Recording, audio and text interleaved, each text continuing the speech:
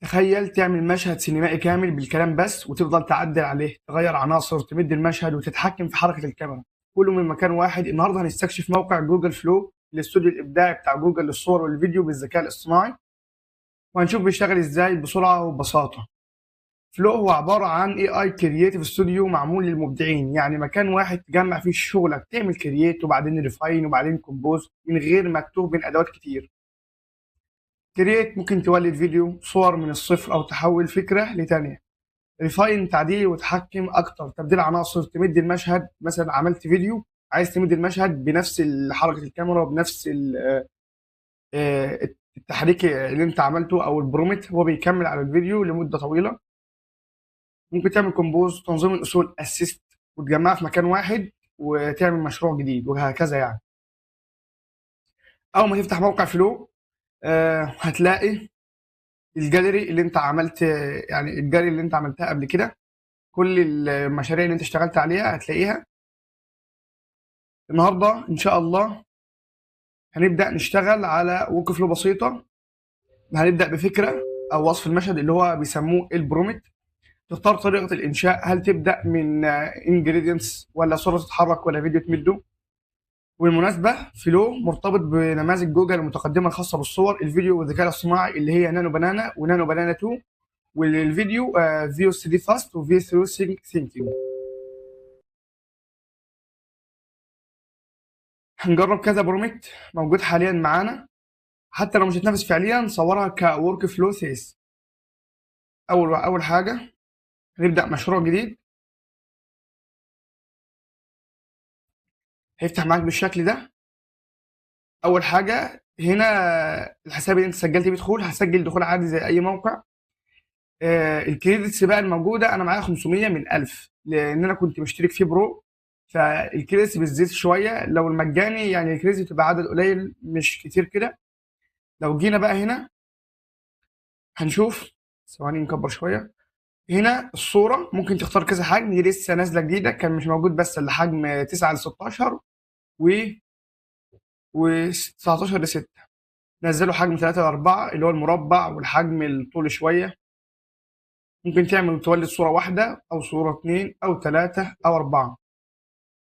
ممكن تستخدم نانو بنانا 2 اللي لسه نازل، ممكن تستخدم نانو بنانا برو او ايماجين 4 بتاع جروك.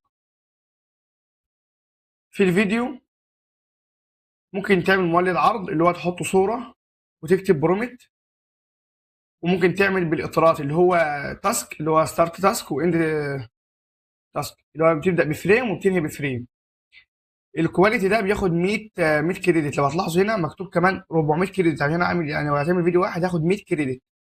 اما بقى لو خدت على الفاست هياخد تقريبا 20 كريدت بس. احنا هنبدا بصوره، هنختار المقاس 3 ل 4، نختار نانو بنانا 2، ده افضل حاجه موجوده في الموقع حاليا. هنجيب معانا صوره اي منتج، اي منتج موجود. احنا مثلا هنجيب صوره المنتج بتاع البرجر بتاع المراعي.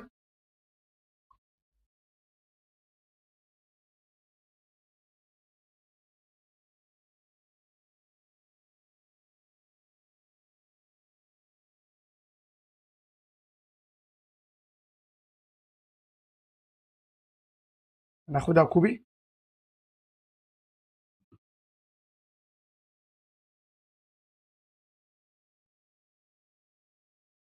نحطها نسخ، هنسيبها تحمل شويه عشان نعرف نختارها.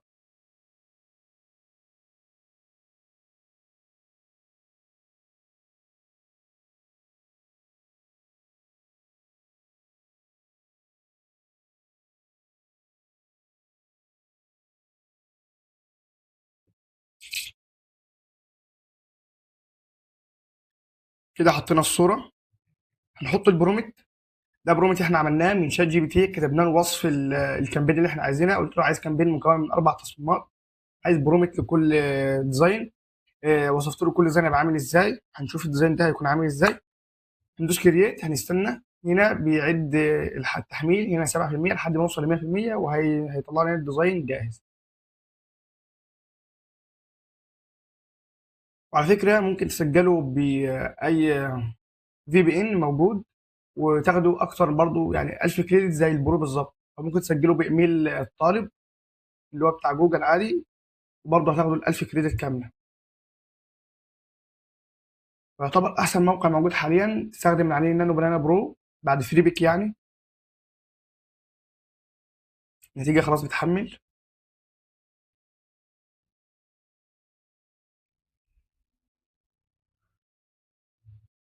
كده النتيجة بتجهز.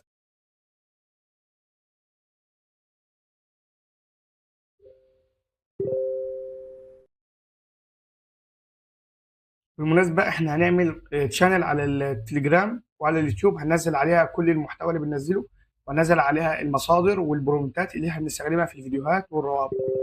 هنسيب الرابط بتاعها في الكومنتس او الوصف. الديزاين التاني نزل معانا، ده الديزاين الاول.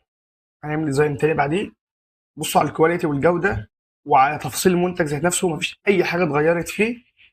يعني الموقع الصراحة قوي جدا في الفئة بتاعته.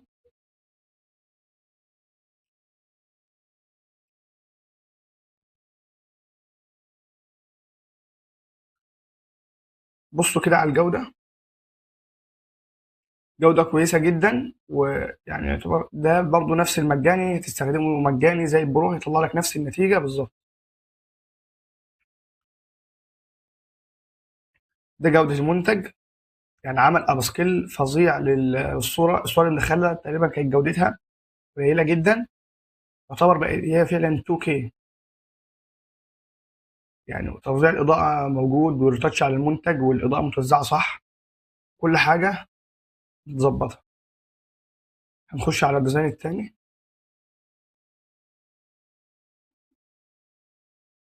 هنحط الصورة والبرومت، وهنعمل جنريت وهنستنى يعمل الصورة.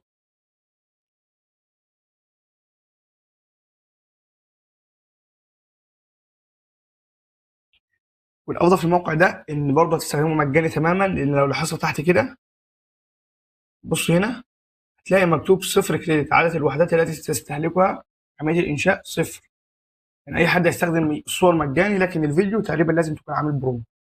في مواقع تانية إن شاء الله هنشرحها في الفترة الجاية، هنعمل عليها الفيديوهات بتجربة مجانية تقريبا 200 كريدت زي جروب. وفي مواقع تانية هنشغلها بالVPN برضه هنشتغل عليها فيديوهات مجاني.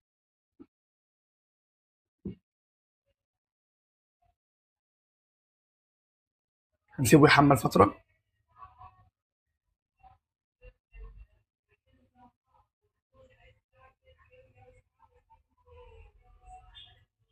كده خلص عملية الجنريت.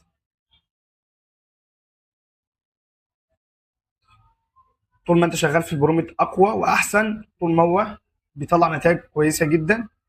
بصوا على الديزاين التاني، البرجر كواليتي عاليه جدا ورياليستيك قوي، يعني واقعي جدا. والمنتج برضو ورا يعني زي الهيرو، كويس جدا، ونفس الخلفيه مظبوطه. فانت ممكن تعمل كامبين كامله بالذكاء الاصطناعي، وتاخد الديزاينات تحطها على الفوتوشوب او اي برنامج انت بتصمم عليه، وتحط شويه ريتاتش بسيط، والتكست بتاعك يبقى معاك احلى كامبين. تقدر تشتغل جرافيك ديزاينر. لو انت مثلا عندك صفحه ومش عايز تجيب جرافيك ديزاينر، تشتغل على موقع الفلو. وان شاء الله المره الجايه هنجرب معاكم انشاء الفيديوهات. والسلام عليكم ورحمه الله وبركاته.